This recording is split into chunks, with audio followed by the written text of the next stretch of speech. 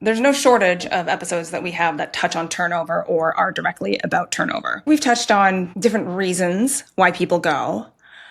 I want to talk about when there's no real reason. What's happening when things are kind of fine, status quo, but it feels like it's time for a change? And think about when you were restless. What do you think is going on? Wow.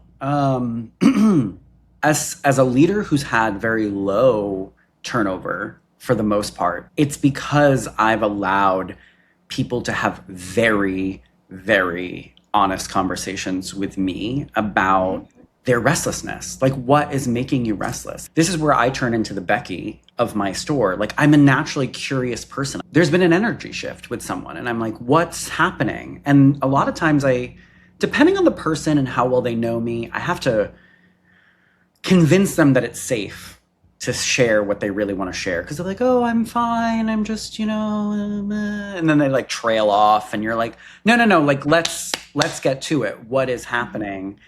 And then you find out that they're bored or they feel like they have no purpose or it's just not doing it for them anymore. Like maybe they're in visual merchandising and they're like, it just all feels the same. It feels repetitive. I want to learn something else. So through those conversations, I've been able to like pivot pretty quickly.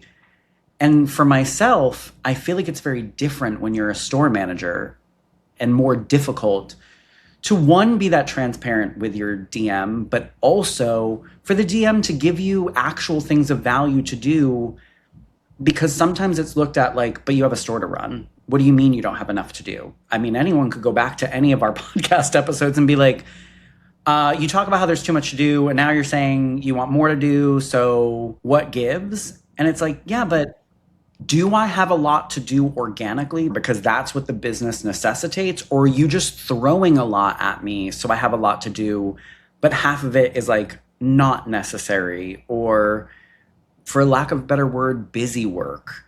So I think that's a big piece of the restlessness for store managers.